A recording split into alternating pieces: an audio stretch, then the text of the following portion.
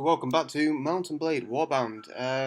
So this episode is going to be more of a how to become king episode whilst still playing a career campaign. So pretty much what I want to do is talk about the ways that you actually have to become king, the best ways, what actually impacts becoming king, what doesn't, and pretty much give you a good overall little viewpoint of it. So there's two ways of becoming king.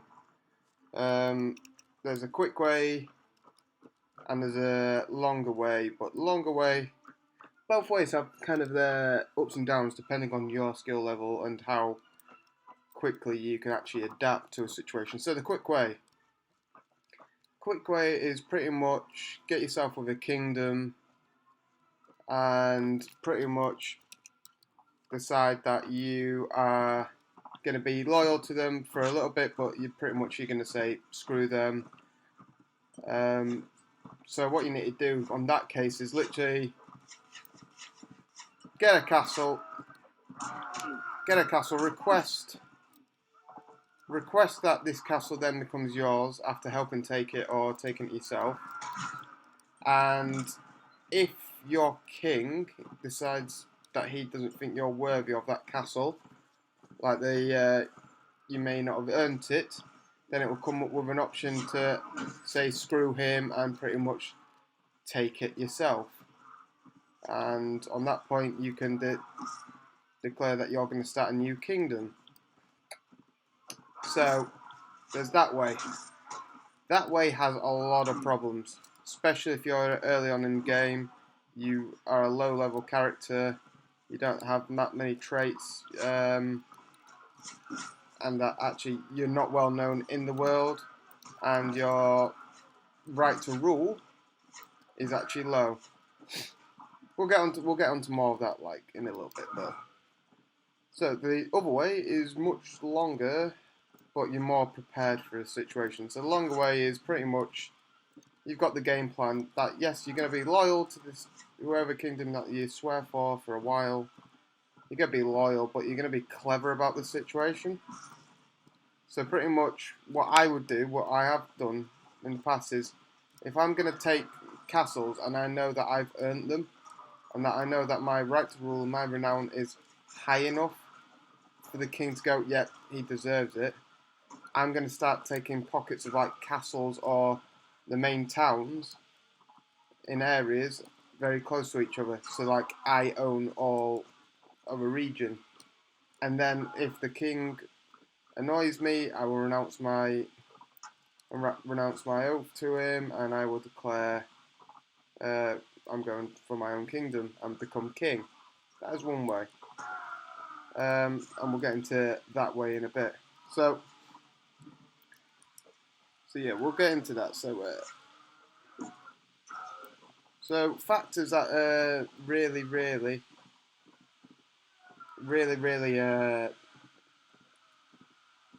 show how likely you're going to be a good king or how other kingdoms are going to respect you is your renown and your right to rule. So, and we'll get onto that in a moment. So, we beat him, and we've taken some more people though, but we can't take them, and we've got nothing there. So pretty much, yeah. So your right to rule and your renown. So here we go. Character report. Your right to rule. Mine is currently 18. My renown is 354. Right, renown is how well you're known throughout the kingdoms. And obviously, honor rating comes into this as well. You need to be an honourable person as well. So that figure there needs to be changed. And we'll get more into that. And your right to rule, this here, needs to be high. This is much too low to become king. Much. This needs to be a lot higher. Because once you trigger becoming king yourself, no one respects you. Literally no one.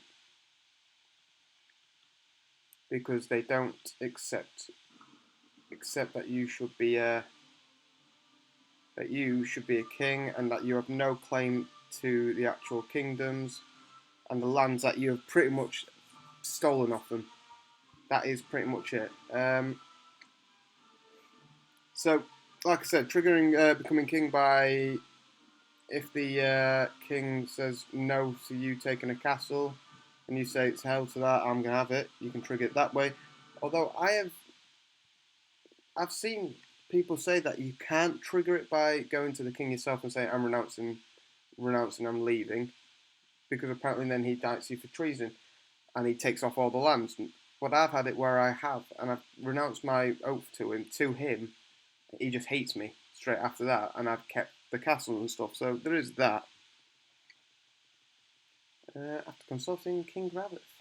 So pretty much like if I left the Kingdom of Rhodoks, I would automatically go into a war with Kingdom of Rhodoks because they hate me. And if my renown and my honor rating and my right to rule is all really, really low, then war will be declared on me by pretty much every kingdom, and I have had that in the past. Every kingdom has declared on me because they don't acknowledge my right to rule. So pretty much, your renown and your right to rule is gained by noble acts, and capturing towns. I think taking pretty much noble actions. Like there's different levels. You get a lot of renown for smaller actions. You get right to rule for bigger actions. Pretty much like that. One key element, if you are going to declare yourself king, is pretty much how you are with other lords in the kingdoms, not just in the Kingdom of Rhodoks, but in the other kingdoms. So let's say we're in the war right now, I capture a nobleman. The best thing for me to do is actually release that nobleman, because he then becomes happy that I've released him. So that is one way. Otherwise, if you keep on capturing them and taking them around just for the money, you end up annoying them all, and that's pretty much not what you want straight away, because when it comes to declaring yourself king, and pretty much every lord doesn't like you, no one's going to declare themselves your lord, so you won't actually have any other noblemen or armies to help you. That's a bad case. Those who are a lot happier and like you will actually swear loyalty to you, and that is that in the relations of the lords. And to be honest, I've had it where also, if I've had a lowered right to rule and I've gone a bit early to declare myself king, if I have a really good relation with other kingdoms, this has actually stopped them from attacking me straight away.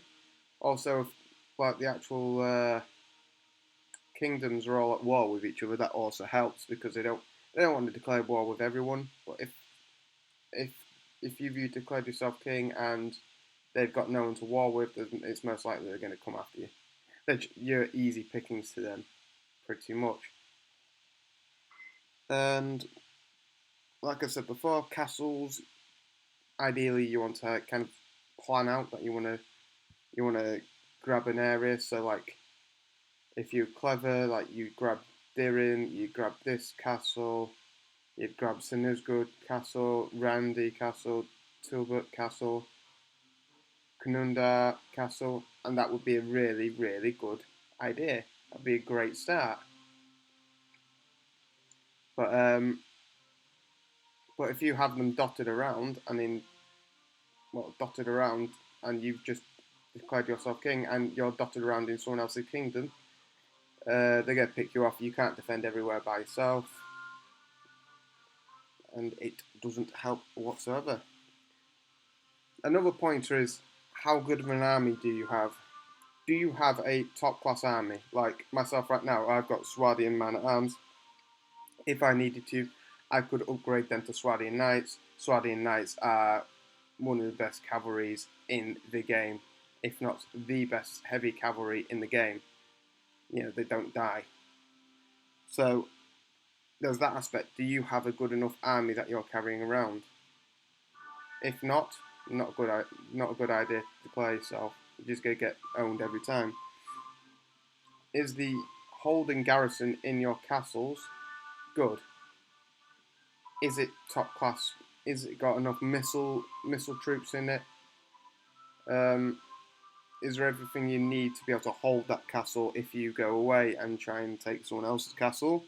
If not, not good. You know, you need missiles, you need guards, you need at least maybe a couple of knights. I know they won't be on their horses, but they'll still pack a good punch. After declaring, a good aspect, a good thing not to do is allow every lord in. Pick and choose the best. Pick and choose the ones that have the best relation with you. Because when you do have to start giving them territory, the ones that aren't happy that you've given someone else territory will be less affected, and it'll take more to really damage that relationship.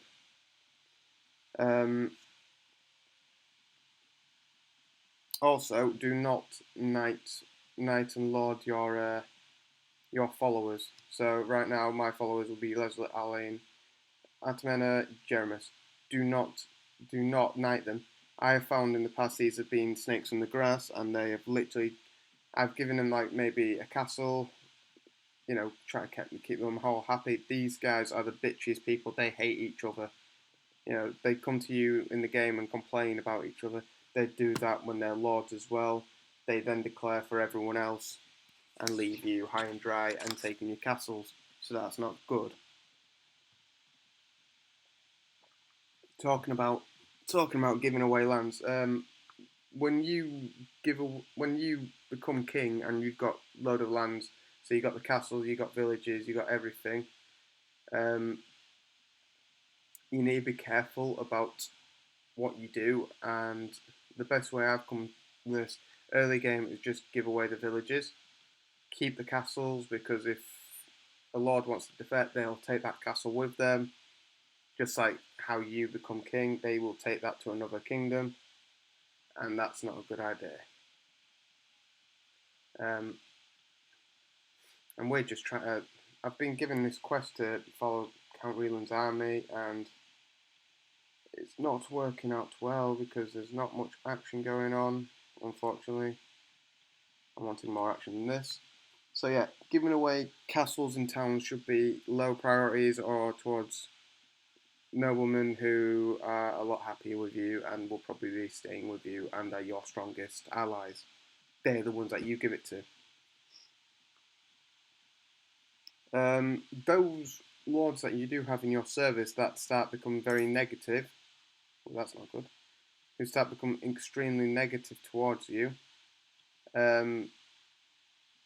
you should indict them for treason and seize their lands off them. That way that land comes back to you, and then you can dish it out to another lord, so then they can't take it with them to another kingdom.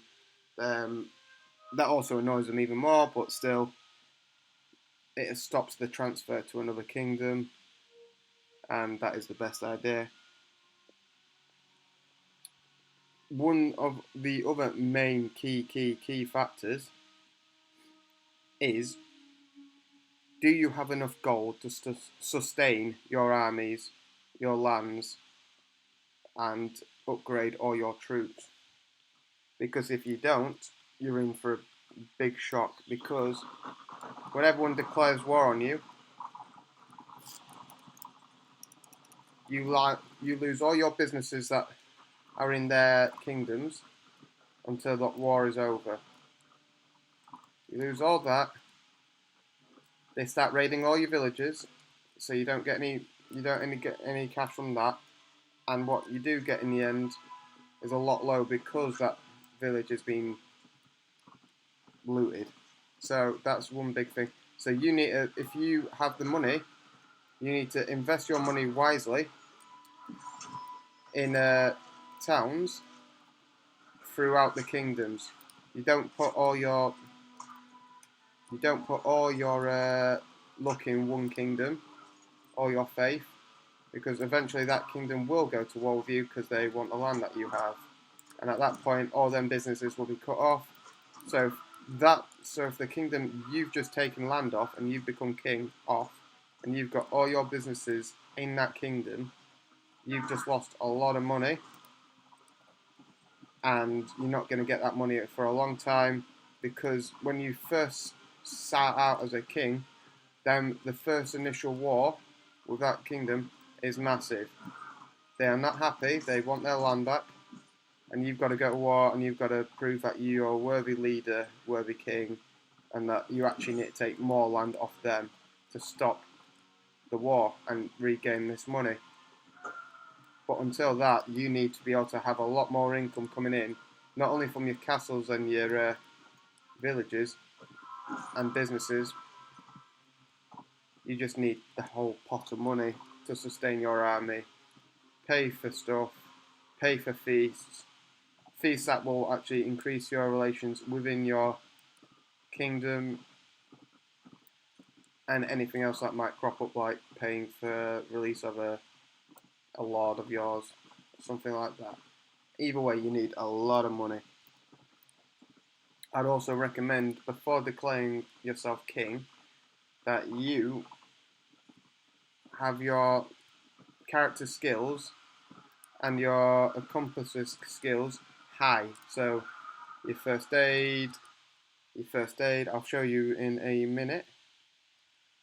So your first aid, all that sort of stuff that will help either you and your men regain health a lot quicker, or helps stop your men dying straight away and just get knocked out. Also, trainer, tracking, party finder, pathfinder, spotting, tracking, stuff like that. Pretty much any major party skill, you should need it when it comes to your troops, so that your army can be faster than anyone. You can spot other armies from a long way off, so you can either decide you want to engage on them or you want to run away, all that type of stuff. This all needs to be included into your thinking about whether or not you want to be king. And Ned Stark landed the blow.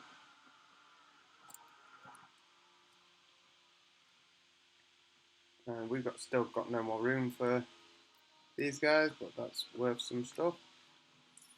So all these factors need to be literally thought out before you decide that you're going to declare yourself as king. Because if you are not ready, you will lose that war. If you lose that war, it makes the whole game a lot harder. If you're not prepared, it will make the initial war a lot harder. And pretty much you won't be respected for a long time, and you may end up having to quit and become a vassal again for another king, and try and make your way again before trying to then become king again. Once becoming king, one thing that might happen if your right to rule is not high enough is that kingdoms and kings are willing to talk to you. They're willing to talk to you, but they won't respect you as a king. They won't see you as a king. So when you send your vassals, they'll come back and say, "Oh, this king did not actually give you a title. They did not respect you. Pretty much, they don't recognise your right to rule." So that's one major thing that you need to have actually sort out. And by that, you need to win these wars. You need to make it so that they come to you with a truce, and that you don't go to them, and that you take ground off them cleverly, which is what I've been doing in another game, in the game that I don't record for YouTube. And I've started my campaign as a king a lot earlier than I was expecting, because of a town that I took. I lost a lot of men, and the king refused to give it to me, and I pretty much was like, "No, I'm becoming king." So, and it was a lot earlier than what I was wanting to, but I did it. And what does he want? And it's been quite hard. I got the initial war over with. No, we're not doing that. We don't do that. We don't do that. We're getting food for the army. We don't do that. But yeah, the initial war was hard. It was brutal,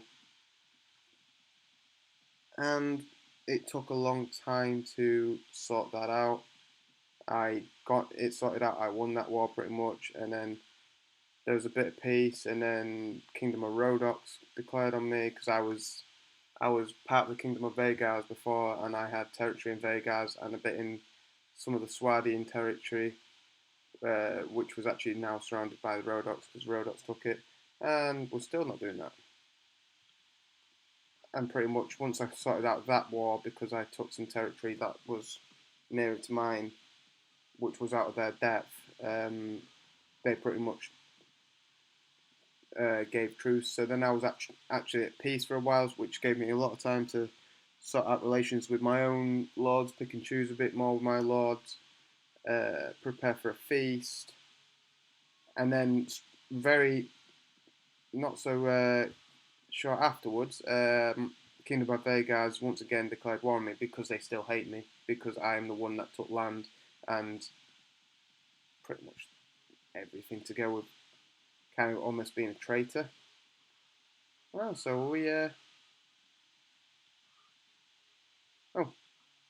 we caught him in time. Might as well charge him. So these are all things that need to be looked at before deciding that you're going to become a king. So there's no way to actually do it straight off the bat. You actually do have to work a little bit before becoming king.